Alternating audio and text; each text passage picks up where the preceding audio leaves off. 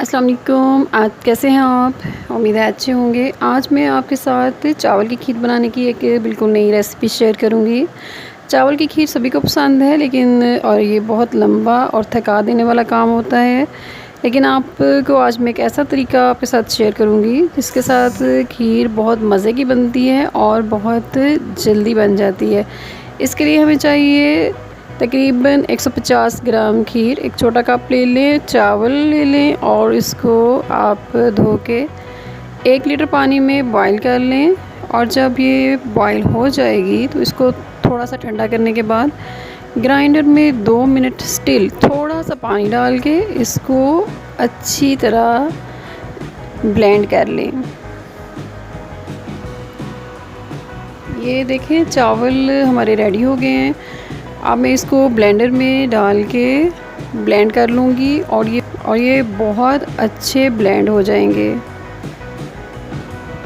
ये देखिए, बहुत अच्छे ब्लेंड हो गए हैं चावल। इनको मैंने बर्तन में दोबारा डाल रही हूँ वापस।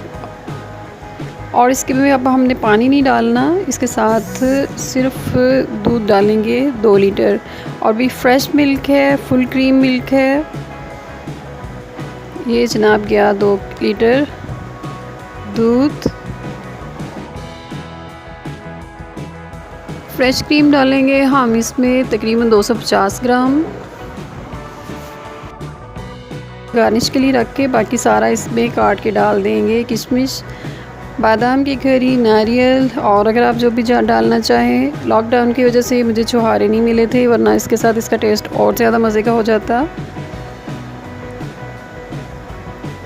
ये सब मिला के हमने ऊपर रख देना है।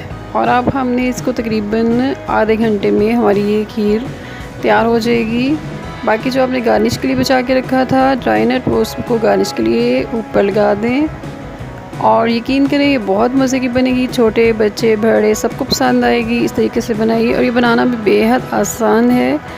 ब्लेंडर की वजह से ये बहुत जल्दी मिक्स हो जाती है और खाने में भी इंतहाई मज़े की है। और इसका टेस्ट जो खीर वाला होता है, कि चावल वाली खीर वाला होता है, वो भी ख़राब नहीं होता।